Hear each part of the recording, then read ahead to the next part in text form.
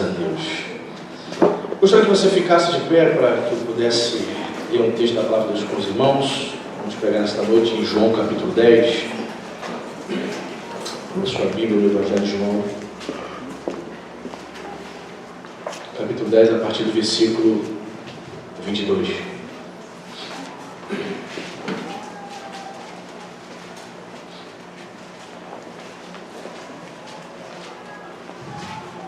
Fechou? Amém? Essa pessoa está sem Bíblia, dá uma carona para ela. Cíntia, aquela Bíblia que eu trouxe para você, deu para ele já? Amém. Você achou? João capítulo 10, verso 22, diz assim a palavra de Deus. Celebrava-se em Jerusalém a festa da dedicação. Era inverno. Jesus passeava no templo, no pórtico de Salomão. Rodearam, pois, os judeus e o interpelaram. Até quando nos deixará a mente em suspenso? Se tu és o Cristo, dize-o francamente.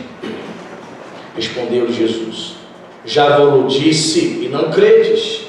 As obras que eu faço em nome de meu Pai testificam a meu respeito. Mas vós não credes, porque não sois das minhas ovelhas. As minhas ovelhas ouvem a minha voz. Eu as conheço e elas me seguem. Eu lhes dou a vida eterna. Jamais perecerão, e ninguém as arrebatará da minha mão. Aquilo que meu Pai me deu é maior do que tudo, e da mão do Pai ninguém pode arrebatar. Amém. Vamos orar? Espírito Santo de Deus, é um privilégio, meu Senhor, poder compartilhar a palavra do Senhor com os meus irmãos. Pai, que a minha vida, que a vida dos teus servos sejam edificados aqui nessa noite. Amém, Pai. Que o teu Espírito possa falar de forma poderosa, Senhor. Sim, que essa palavra possa penetrar, meu Pai, no recôndito dos corações aqui nessa noite. No nome de Jesus. Que o Senhor possa ministrar, Senhor, as almas sedentas aqui nessa noite, em nome de Jesus. Fala conosco, Senhor. Nós queremos ouvir a sua doce voz. Sim, Tu és vivo. Tu és um Deus que está vivo. Tu és um Deus que fala. Por isso fala a esta igreja. Nós pedimos em nome de Jesus. Amém. Amém? Você pode sentar-se. Eu dei um título a esta mensagem, chama-se Quem ouve a voz de Jesus? Então, olha assim, quem é que ouve? Quem está ouvindo a voz de Jesus nesses dias? Né? Temos aqui o Senhor Jesus, o capítulo 10, né, que é o texto que vai trazer Jesus como um bom pastor. E chega nessa parte aqui, no período de uma festa. O verso 22 diz que estava acontecendo uma festa em Jerusalém. A festa, então o nome da festa. A festa era a festa da dedicação. Essa festa, irmãos, não era uma festa bíblica, como a Páscoa, como Pentecostes, como a festa dos tabernáculos. Era uma festa que foi instituída por um político, um líder político. Foi Judas Macabeu, lá no ano de 165 a.C. Por que se chama festa da dedicação? Porque naquele período havia um rei chamado Antíoco Epífanes, que ele dominava aquela região da Palestina. Então ele profanou o templo em Jerusalém, o templo, de maneira que ele para provocar os judeus, ele simplesmente pega uma porca, ou um porco, dizem que era uma porca, e ele sacrifica esta porca no altar do templo de Jerusalém. Isso foi uma afronta, porque você sabe que o porco, para o judeu, era considerado um animal imundo. Então, após um período de revolta, então os macabeus, né, eles conseguiram voltar ao poder. Nessa que eles voltam ao poder, eles criam uma festa. Eles deram o nome dessa festa de festa da dedicação. Essa festa durava por volta de 8 dias. Essa festa era celebrada no mês de dezembro, só para situar você no tempo, tá? Então diz o texto, olha que interessante, versículo 22, celebrava-se em Jerusalém a festa da dedicação. O que termina o versículo dizendo? Era o quê? Era inverno. Era dezembro, no hemisfério norte, dezembro é inverno, aqui é verão, certo? Então, diz que era inverno. Interessante ele citar essa questão do tempo. No inverno faz o quê, irmão? frio, não é isso? Estava comentando com a Cíntia, talvez você concorde comigo. Este ano o inverno está sendo inverno, sim ou não? Olha, há muito tempo eu senti esse friozinho gostoso, né? É aquele frio que você está em casa e só quer ficar o quê? Na cama lendo um bom livro, né? Vendo um bom filme.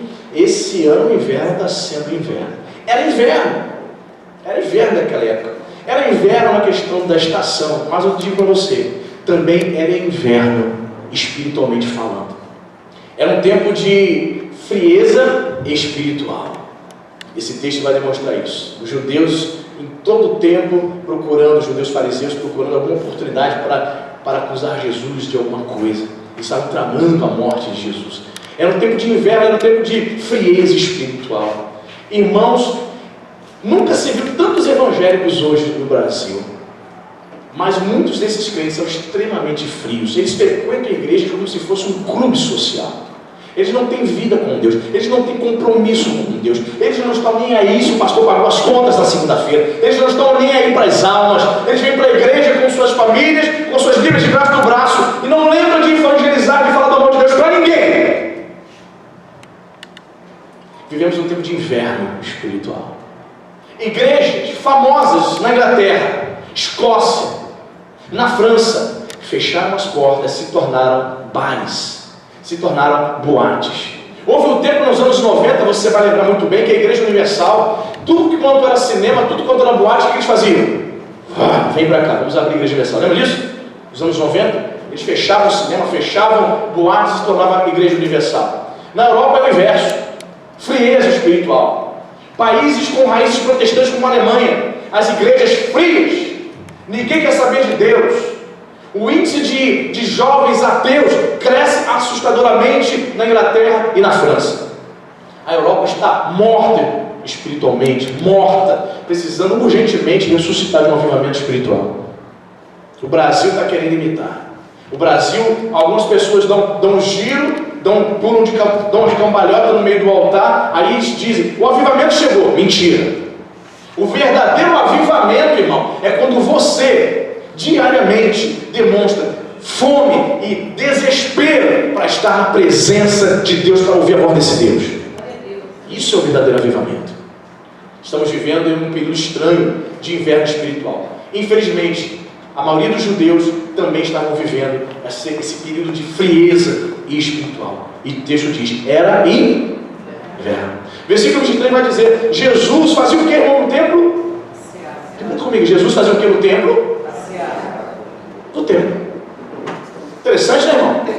Olha o que Jesus estava fazendo ali no templo. Escreveu o seguinte, meus irmãos, todo aquele que deseja ouvir algo da parte do Senhor poderá encontrá-lo no templo e poderá caminhar com ele. Amém, igreja? Jesus passeava no templo. Quem quisesse ver Jesus tinha que ir para onde, irmão? Para o templo. E quando chegasse lá, teria que ficar caminhando com ele no templo. Jesus não estava parado, Jesus não estava sentado. Jesus estava fazendo o que, irmãos? Caminhando. Jesus estava dando uma voltinha. Jesus estava passeando no templo, talvez admirando aquela arquitetura fantástica. O templo, diz a história que o templo havia sido reformado, estava sendo reformado por Herodes. Herodes estava levando nada mais, nada menos que 43 anos para reformar o templo, para embelezar o templo. Então o templo estava uma coisa espetacular. E Jesus, quem sabe, estivesse ali admirando o templo, falando com o Pai, pensando o quanto Israel estava rejeitando a sua mensagem. Diz a Bíblia que Jesus passeava no templo. Jesus está nesse templo aqui, nesse santo lugar, meu irmão. Está aqui nesse santo lugar. Aquele que quer ouvir algo da parte de Deus precisa estar no templo. Existe hoje um grupo de evangélicos que despreza o templo, que despreza o lugar que é consagrado para se buscar a Deus. Não, querido.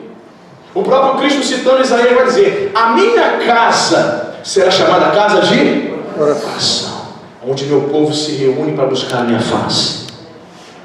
Temos sim que orar às portas fechadas do nosso quarto, mas também temos que nos reunir no templo para contemplar a glória desse Deus maravilhoso. Amém, querido? Amém. Jesus passeava no templo. Jesus está presente aqui nesse templo. Amém, querido? Jesus passeava no templo. Jesus, por intermédio do Espírito Santo, Ele se manifesta nesse templo, em você, na tua vida, amém? Porque você é templo do Espírito Santo de Deus. Amém. Veja quantas aplicações, irmãos, coisa linda. E o verso 23, 24 vai dizer: rodearam, cercaram, pois, os judeus e o interpelaram. Os judeus aqui eram os líderes religiosos, né, os fariseus. Até quando, olha a pergunta deles, petulantes, irmãos, olha só. Até quando nos deixará a mente em suspenso? Se tu és o Cristo, diz-o francamente, fala logo, rapaz. Olha, irmãos, quantas pessoas assim, petulantes, estão dentro da casa de Deus? O Senhor tem que mudar, o Senhor tem que me abençoar, o Senhor tem que fazer isso, o Senhor tem que me dar minha casa própria. Petulantes, existe um grupo de cristãos hoje no Brasil que colocam Deus na parede. Existe um líder religioso famoso aí que diz que Deus é obrigado a nos abençoar. Querido, você tem vida, está respirando aí, você já está no lucro, amém, irmão? Deus não é obrigado a nada.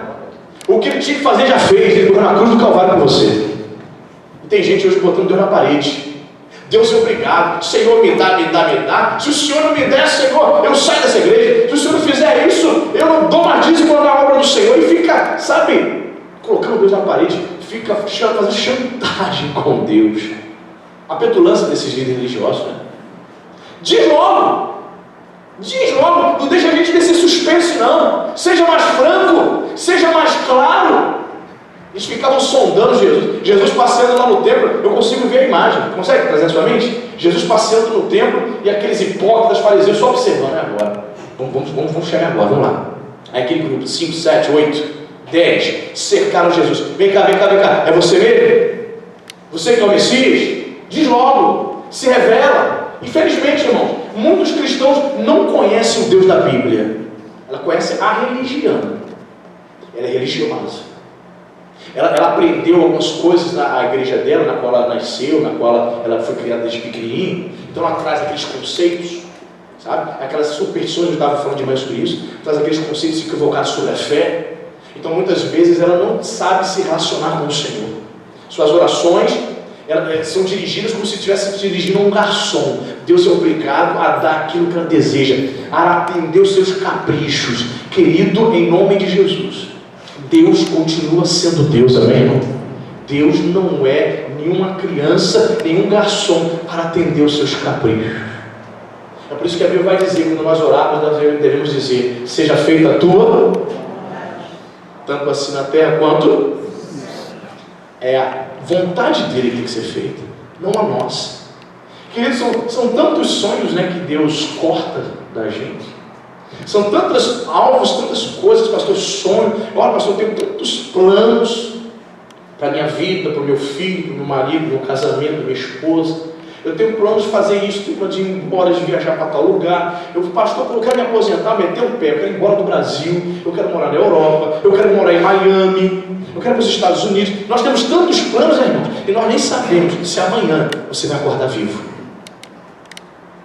Seja feita a tua vontade. A nossa vida está nas mãos dele, irmãos. Amém, Jesus. Nós não podemos ficar colocando Deus na parede. Os judeus achavam que conheciam, os fariseus achavam que conheciam o Senhor. Por isso que eles chegaram desta forma petulante, colocando Jesus, cercando Jesus na parede e perguntando isso: se tu és o Cristo, se tu és o Messias mesmo, pode falar, fala logo. Aí Jesus responde, verso 25, respondeu Jesus: já vos disse, e não credes. Jesus está dizendo aqui: mas eu já falei, há 3 anos e meio pregando. Eu já falei, meninos, mas vocês não creem. Que coisa, né, irmão? Já falei, vocês não querem acreditar. Que coisa, irmão. Jesus havia dito, mas a incredulidade, o preconceito daqueles homens criaram uma barreira para que eles rejeitassem a verdade de Jesus. Para eles, irmãos, era um absurdo um Messias pobre, um Messias nascendo em Belém, no meio de animais, um Messias vindo de Nazaré. Nazaré, que cidade, que vila é essa? Não é uma cidade, é uma vila de Nazaré. É até um dos discípulos vão dizer, né? Pode vir coisa boa de Nazaré? Tem nada de bom lá? O que tem de bom lá em Nazaré? Um profeta? Jesus já havia dito, mas Jesus, eu já falei para vocês, mas vocês não querem crer. Quantas vezes o pastor prega, quantas vezes o pastor diz, mas a pessoa não quer crer. Ela colocou no coração, está determinada, eu não quero, pastor, crer. Infelizmente, ou felizmente, nós temos o livre-arbítrio e você decide crer ou não. Jesus disse para eles, eu já falei, mas vocês não creem, ou seja, eles tinham o livre-arbítrio para não crer. Eles não eram obrigados, como dizem os calvinistas, que a pessoa já nasce predestinada para o céu. Isso é uma falácia. Jesus disse que eles ouviram a verdade, mas eles não creram. Entende isso? Eles não acreditavam, eles não queriam crer. Então existe aquela pessoa que vem na igreja, que ouve a palavra, e ela deseja crer, e ela luta contra os seus pecados, ela luta, sabe? O diabo está atacando ela, mas ela não desiste, ela ora, ela busca a Deus, vem para a igreja aos trancos e barrancos, ela está lutando, ela está querendo crer. E existe aquela pessoa que não quer crer, é o caso dos líderes religiosos. Eu já disse, Jesus estava dizendo em outras palavras, o que vocês querem mais? Não me perturba não, deixa eu passear no templo, me deixa em paz, o que vocês querem? Eu já disse, mas vocês não querem crer. Eu já falei a verdade. Diz mais aqui, olha, as obras que eu faço em nome de meu Pai testificam a meu respeito. Tudo que eu estou fazendo, vocês já viram o cego enxergar, vocês já viram o morto ressuscitar, vocês já viram a multiplicação dos pães. Tudo que eu estou fazendo, tudo que eu fiz até agora, testifica que eu sou o Messias, mas por que vocês não querem crer? Assim também, muitas pessoas dentro da igreja frequentam a igreja anos, mas elas não têm a experiência do novo nascimento. Elas não buscam nascer de novo. Elas não buscam verdadeiramente ter um encontro com o Senhor Jesus. Elas não querem crer. E não adianta, hein? Tais pessoas não adianta orar o cego enxergar, manifestar demônio, legião, mandar embora. Isso para ela não surpreende ela, para ela tanto fez quanto faz. Se a igreja lotar, se 20 almas todo domingo aceitar Jesus aqui de joelhos chorando, para ela tanto fez, tanto faz, ela não está nem aí. Assim também acontecia com esses líderes religiosos. Jesus disse, olha, as obras que eu faço, tantas coisas já fiz, tantos milagres, estou ensinando, há 3 anos ensinando, ministrando, pregando, curando, salvando pessoas, mas vocês não creem. Existem pessoas dentro da igreja que ela pode ver milagre, ela pode ver gente se convertendo toda semana, o paralítico andando toda semana, mas elas não vão se converter, não são ovelhas, não querem ter um encontro verdadeiro com Jesus. A minha oração é que você possa ser uma ovelha, meu irmão, que a ovelha crê, toda ovelha ouve a voz do Senhor, do Messias, amém? Verso 26, ele vai testificar isso, né? Mas vós não credes, porque não sois das minhas. Não eram suas ovelhas porque eles não queriam ser. Eles tinham livre-arbítrio. Eles preferiam continuar apegados à sua incredulidade. Eles não estavam dispostos a serem seus seguidores. Irmão, certa vez, já aconteceu aqui, certa vez uma tia minha, estava começando na minha caminhada cristã, com 16 anos de idade, uma tia minha chegou para mim e falou assim, você está indo para a igreja, né? Que bacana, que bom. Olha, é muito bom ser cristão, é uma coisa muito fácil. Ela falou sério, não estou brincando. É fácil ser cristão, é fácil você viver a fé. Aí eu ouvi aquilo ali com 16 anos, falei, é fácil ser cristão. Irmãos, não é fácil ser um cristão de verdade. Paga-se o preço. Todo dia você tem que fazer morrer a tua natureza pecaminosa. Todo dia um velho homem está dizendo assim, ei, eu quero voltar, deixa eu voltar. Tem experimentado isso, irmão? Todos os dias o velho homem deseja voltar a governar a tua vida. Todos os dias o velho homem quer expulsar Jesus dos teus pensamentos, do teu coração. Todos os dias. Não é fácil ser crente. Mas eu quero dizer também que vale a pena ser crente. Amém, querido? Vale a pena. Vós não credes porque não sois das minhas ovelhas. Vocês não fazem parte do meu rebanho. Jesus estava dizendo, em outras palavras, vocês estão aqui, mas vocês estão tramando a minha morte. Vocês não querem ser ovelha. Quantas pessoas estão dentro da igreja, irmão? Só dá trabalho para o pastor. Ela não quer ser ovelha. Ela não quer se submeter. Tudo que o pastor fala, fala na cara do pastor, mas tá.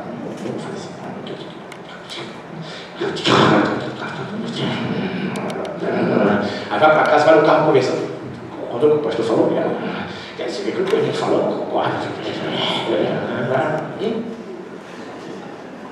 Aí chega em casa, aí liga na televisão para ver o Silvio Santos, roda a gente, vamos lá, aí tudo bem. Aí bota no Silvio Santos, vamos sentar, no final da noite, no culto. E aí? E vendo o Silvio Santos e o Fantástico. E aí? O pastor falou, tu concorda? Eu concordo. Não é ovelha, não. É cabrito. Bode não ouve. Não quer obedecer. Tem dificuldade. Questiona tudo. Não é obediente. O reino do céu é para os obedientes, irmãos. Para quem quer submisso. Pregamos aqui semana passada, lembra? Bem-aventurados. Aqueles que se submetem. Os pobres de espírito. São submissos à palavra de Deus, ao reino de Deus. E fica. É um murmurador. Não ganha uma alma para o reino. Não leva uma alma para Jesus. Não ganhou 20 anos de crente. Não levou ninguém para a igreja. Ninguém. Irmãos, graças a Deus eu tive esse privilégio de ter levado pessoas para a igreja. Antes de ser pastor. Bem antes. E hoje essas pessoas estão firmes até hoje. Tem uma que é diaconisa. Mas foi um processo. Evangelizar. Falar de Jesus.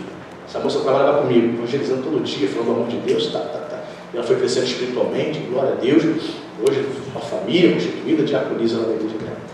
Mas, é preocupante, irmãos, é no mínimo estranho. É para você refletir, tá, irmão? No mínimo estranho você dizer, eu tenho 15 anos de crente. Eu tenho 20 anos de crente. E você não conseguiu ganhar uma alma para Jesus. Pastor, eu já evangelizei várias vezes. E quem sabe, né? Aquele evangelismo, nem nunca mais vi a pessoa, ela, né, pode ter se convertido, né? Tomara Deus, né?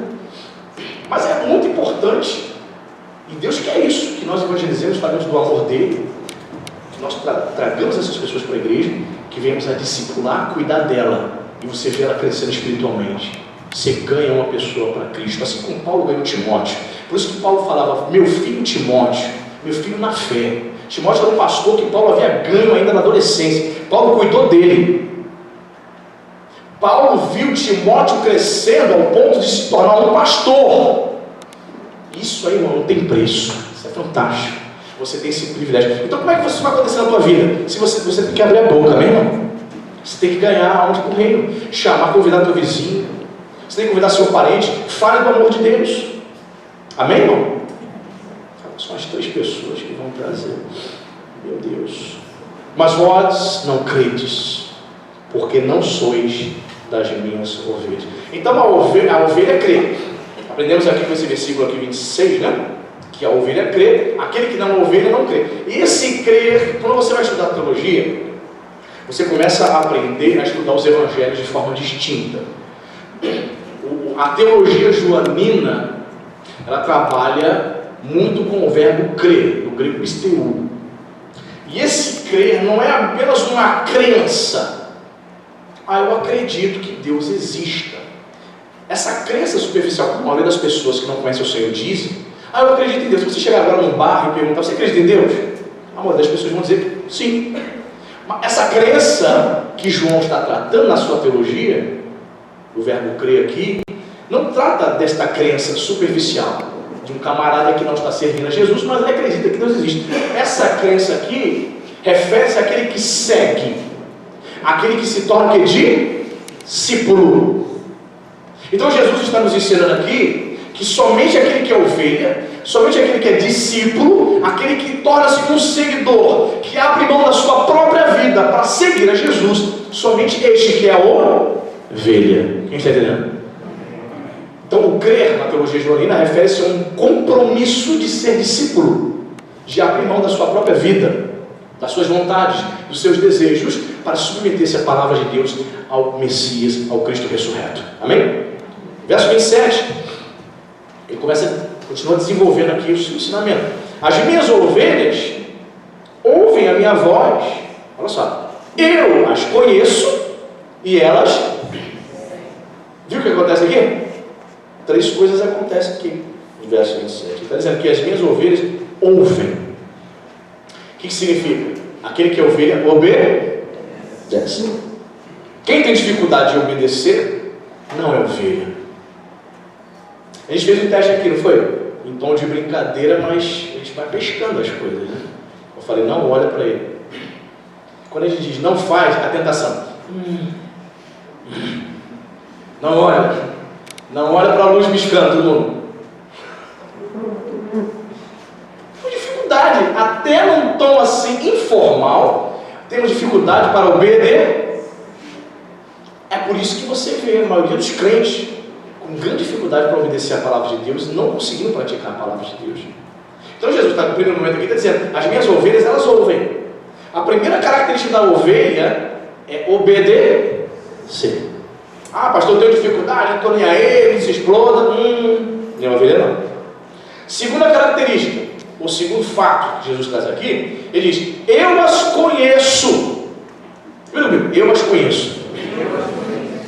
A ovelha obedece e Jesus está dizendo que conhece essa ovelha. Em outras palavras, eu tenho comunhão com ele ou com ela. Lembra lá de Mateus capítulo 7?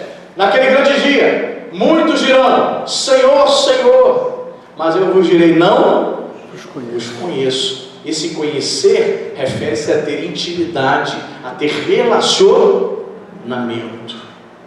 Cristianismo é uma religião de relacionamento. Você se relaciona com o Senhor, relacionamento na vertical, e se relaciona, você tem que se relacionar com os crentes na horizontal. Não existe crente que não queira se relacionar com os irmãos. Se você tem esse pensamento que você não tem obrigação de se relacionar com os crentes, você está totalmente equivocado. Você não entendeu o que é o cristianismo. Você não entendeu ainda não. Não entendeu mesmo. Eu as conheço. Jesus está dizendo aqui que a marca da ovelha, uma das marcas do indivíduo ser uma ovelha, é que Jesus a conhece, Jesus se relaciona com essa ovelha. Então temos ali um relacionamento, uma troca. Percebe? Aí ele vai dizer o quê? E essas ovelhas, o que elas fazem? Repita comigo, elas me seguem. A característica da ovelha é que ela deseja ser discipulada. A verdadeira ovelha é uma seguidora do mestre. Não adianta o mundo vir com esses modismos, não adianta as pessoas virem com suas modinhas, ela fica com a palavra. Eu estava falando aqui de manhã que eu postei uma denúncia, né, de uma igreja em Rio Bonito, uma igreja batista renovada. Eles até retiraram uma postagem, né, eles fizeram uma postagem sobre um culto jovem, chamando os jovens para a gaiola. Como que era esse nome? Baile das gaiolas, né? Para quem não sabe que referência é essa, é uma referência aos bailes funks, onde as mulheres dançam seminuas em gaiolas penduradas. Querido, eu vou fazer uma chamada para o culto jovem, venha para o baile das gaiolas. É o fim da picada, é o fim do mundo. As verdadeiras ovelhas são discípulas do mestre, não discípulos do mundo. As verdadeiras ovelhas não querem imitar o mundo. Aí eu postei isso aí, um irmãozinho entrou e comentou assim, tem que ter cuidado para não falar dessas igrejas, porque são igrejas de Deus, tem que ter muito cuidado. Foi Aí ele escreveu assim, tem que ter cuidado para não falar dessas igrejas, porque são igrejas sérias. Eu fui no site deles, eles me tiraram até a postagem. Falei, querido, não importa se a igreja é séria, escrevi lá, não importa se a igreja é séria ou não, todas as heresias devem ser denunciadas. Isso não é de Deus. Não importa se a igreja é séria ou não. Que seja, de fato é. Mas, a partir do momento que o pastor larga, não supervisiona líder de jovem, é isso que acontece. O pastor deve ter visto depois essa bomba. E a postagem onde eu tirei, o cara escreveu assim, igrejas dirigidas por moleques. Baile das gaiolas. Será que os jovens vão chegar na igreja e vão entrar na gaiola e começar a dançar ali? Seu filho do mundo, eu falei, não importa se a igreja é séria ou não, tem que denunciar as heresias. Eu estou fazendo isso aqui, denunciando as heresias, e ainda botei vários textos bíblicos. Aí ele ficou sem fala, né? Quando você coloca o texto bíblico, Bíblia, aí ele ficou sem fala, aí só escreveu assim, entendi. Ainda bem. Isso porque eu conheço ele há quase 20 anos. Você entende, irmão? Você tem que ficar com a palavra. A verdadeira ovelha se relaciona com o mestre e segue. Você tem seguido a Jesus? Para nós refletirmos, temos seguido a Jesus? Ou nós temos fingido que estamos seguindo o Mestre. Quando fomos distribuir os agasalhos, foi quando? Semana passada, né?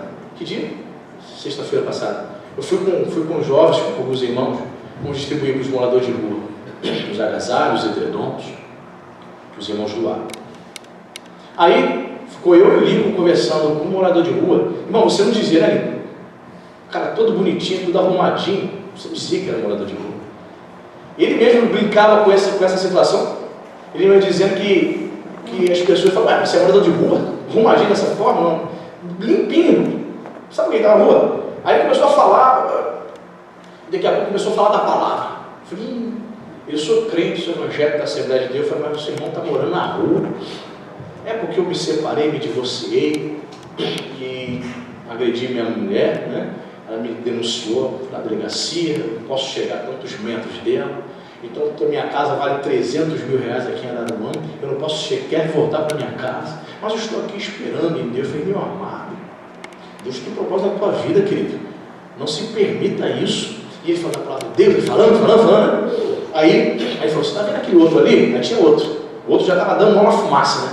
Bebida, deve usar droga, outro sentado lá, dando uma fumaça, uma fumaça. Aí falou, você está vendo aquele lá? Sabe o que ele falou? Está vendo aquele lá? Foi diácono. Jesus! Irmãos, se você fizer evangelismo na madrugada, pegar esse pessoal morador de rua, mendigo, o que você vai mais ver é ex-crente, ex-diácono, ex-pastor, mendigo. Sabe por quê, irmão? Porque um dia pensou que era ovelha. Um dia pensou que estava realmente seguindo a Jesus, mas não estava. Os líderes religiosos achavam que estavam obedecendo ao Senhor, mas não estavam. Jesus estava denunciando a hipocrisia religiosa deles ali. E muitos de nós achamos que estamos servindo ao Senhor, mas nós não estamos. Nós não estamos vivendo a fé. Característica da verdadeira ovelha: ouve, obedece. Jesus conhece, relacionamento. E o que essa ovelha faz? Ela segue. Ela é seguidora, discípula. Segue só Jesus, mais ninguém. Amém? Amém. Verso 28, Jesus vai trazer uma promessa aqui fantástica para nós. Ele diz: eu lhes dou a vida eterna. Olha só, eu lhes dou a vida eterna. Por que só Jesus que pode dar a vida eterna? Porque Ele é o Senhor do universo, Deus é o autor da vida. Ele é a fonte da vida eterna, fonte de salvação. Só Ele pode dar. Nenhuma religião pode dar. Nenhum pastor pode dar vida eterna. Só Jesus pode dar. É interessante que o tempo do verbo no grego traz uma interpretação, poderia nos trazer uma tradução alternativa, na qual nós poderíamos traduzir assim: eu continuo dando a vocês vida eterna. Dá um sentido de continuidade. Eu continuo dando a vocês a vida eterna. Enquanto estamos aqui nessa terra, estamos desfrutando dessa comunhão, estamos recebendo a graça e a salvação em Cristo Jesus. Amém? Ele diz: eu lhes dou a vida eterna e jamais perecerão. O que eu aprendo aqui, irmão? Jesus está trazendo uma promessa para aquele que é crente de verdade, para aquele que é uma ovelha de verdade. Jamais vai perecer. Você lembra de João 3,16? Porque Deus amou o mundo de tal maneira que deu seu Filho unigênito para que todo aquele que nele crê não pereça, não seja destruído. Essa destruição refere-se ao inferno, à condenação eterna. Então Jesus está dizendo aqui que a verdadeira ovelha jamais perecerá. A sua alma não vai ser destruída no inferno quando ela partir dessa vida. Então o crente verdadeiro tem a garantia de que irá para o céu. Amém? Jamais vai ser destruído, jamais vai perecer. Ele diz mais aqui: jamais perecerão e ninguém as arrebatará da minha mão. Eu e você, meu irmão, estamos seguros nas mãos de Cristo. Amém? Graças a Deus. Ninguém, não tem demônio que vai arrebatar a verdadeira ovelha das mãos do Senhor. E nós estamos seguros em Cristo Jesus. Amém. Isso é referente à verdadeira ovelha. A ovelha que ouve, a ovelha que Jesus conhece, é a ovelha que segue a Jesus. Então ela não perecerá, ela vai para o céu e jamais será arrebatada das mãos do Mestre. Então, se eu estou firmado em Jesus, nada nem ninguém, não tem demônio, não tem legião do inferno que vai separar você do amor de Deus. Chega em casa, tu leia Romanos 8, capítulo 8 de Romanos, o apóstolo Paulo declarando ali: quem poderá nos separar do amor de Deus? A fome? A nudez? A espada? Nada pode te separar do amor de Deus, se você for uma verdadeira ovelha. Amém? E verso 29, ele vai dizer: aquilo que meu Pai me deu é maior do que tudo. Jesus, como filho, ele recebe a autoridade do Pai. Tudo que Jesus realizou foi com o aval do Pai. O Pai deu a ele toda a autoridade. Então tudo que ele tinha é maior do que tudo, até maior que o próprio inferno. E ele vai dizer isso: e da mão do Pai ninguém pode arrebatar. Ninguém. Da mão do Pai ninguém pode arrebatar. Percebe? Jesus está falando aqui no versículo 28 que dá a vida eterna, jamais perecerão, e ninguém as arrebatará da minha mão. No verso 29 ele diz que da mão do Pai ninguém poderia arrebatar esta ovelha. Isso significa que Deus Pai e Deus Filho sustenta o crente. Amém? Nós estamos nas mãos do Deus Pai, do Deus Filho. E o verso 30, que eu não tinha lido inicialmente, vai dizer: por quê? Por que que o crente, a ovelha, está nas mãos de Jesus e ao mesmo tempo está nas mãos do Pai? Por quê? Eu e o Pai. É o versículo, um dos versículos mais odiados pelos testemunhos de Jeová. Por quê, pastor? Porque eles negam a divindade de Jesus. Para os testemunhos de Jeová, Jesus é uma criatura, não é criador. Jesus teria assim o mesmo poder semelhante ao arcanjo Miguel, por exemplo. Esses versículos aqui, eles precisam fazer malabarismos hermenêuticos para dizer o que ele diz: que Jesus e o Pai são um. Jesus e o Pai são um. Então significa que Jesus é Deus. Pastor, essa doutrina é importante? E se eu não estiver aqui, quiser seguir Jesus, e se eu não quiser crer que Jesus seja Deus? Se eu estiver assim, não vou falar isso para ninguém, pastor, vou ficar assim, eu só para mim, no meu oculto, só pensando nos meus botões. E se eu quiser, pastor, acreditar diferentemente que Jesus não seja Deus, será que eu serei salvo? Está na cara que não, né, irmão? Porque você só pode, nós só obtemos a vida eterna exatamente por isso. Porque Jesus é o próprio Deus. Se Jesus não fosse o próprio Deus, a sua morte na cruz seria mais a morte de um mártir qualquer. Não teria poder, não teria eficácia alguma. Exatamente porque Ele é Deus, é que nós somos salvos, amém? Veja o que Ele diz: somente o próprio Deus poderia dizer: eu lhes dou a vida. Nenhum homem, nenhum mestre religioso pode dizer isso. Eu não tenho essa condição, nem essa autonomia. E se eu disser isso, eu estou louco. Se eu dissesse: Tiago, a partir de hoje, eu, pastor Anderson, te dou a vida eterna. Fora de mim não há vida. Meu Deus. Só quem diz isso é o louco do Henrique Cristo, não é isso? Ele fala porque ele é louco, não sabe que ele é louco. Mas uma pessoa normal falaria isso? Não. Jesus era louco? Não. Ele só disse isso porque ele era o próprio Deus. Interessante, ele encerra o discurso ali para cortar logo as asinhas dos líderes religiosos, dizendo: eu e o Pai somos um. E isso para eles, irmãos, era o fim da picada. Porque eles esperavam um Messias, eles tinham outras expectativas em relação a Jesus. Eles esperavam a vinda de um Messias militar. Tem muita gente dentro da igreja assim. Ele tem outras expectativas em relação ao Evangelho, em relação a Jesus. Tem gente que vem para a igreja e acha que a igreja tem que sustentar ele. A igreja tem que ajudar. Isso. A igreja até ajuda, mas a igreja não é obrigada. Irmão, tem muita coisa que já aconteceu que tu nem sabe. Pastor, eu estou devendo aluguel, eu preciso pagar aluguel. E aí? posso ajudar a pagar o aluguel do irmão? Pode. Mas você vai ver. Mês que vem vai pedir de novo. Mês que vem a gente entrega o carnê da Casa Bahia. Segura aí. No outro mês a gente entrega o carnê. O que é isso? É a prestação do carro. Segura aí. Toma cuidado, irmão. Tu sabe. Tu sabe. Existem pessoas que vêm para a igreja que possuem expectativas equivocadas a respeito de Jesus.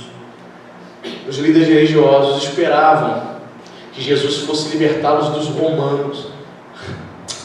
Estava equivocado. Jesus foi morto pelos romanos, pela capital de crucificação, que era algo exclusivo dos romanos. Expectativas erradas. Jesus não era louco, só ele podia dizer: eu dou a vida eterna. Imagina, irmãos, eu queria ver a carinha dos caras. Eu queria poder voltar na máquina do tempo e poder olhar a fisionomia deles. Jesus dizendo: eu e o Pai somos um. Ao dizer isso, Jesus estava dizendo para eles: eu sou Deus. Você está servindo ao Deus vivo, amém? Amém. E a minha oração é que você seja verdadeiramente ovelha. Ovelha ouve, ovelha Jesus conhece, se relaciona, e ovelha segue. Anotou aí? Guardou na sua Bíblia? Obedece, se relaciona e segue a Jesus. Que você possa guardar essa palavra no teu coração, que você possa ter o desejo de ser verdadeiramente ovelha do Senhor. Amém?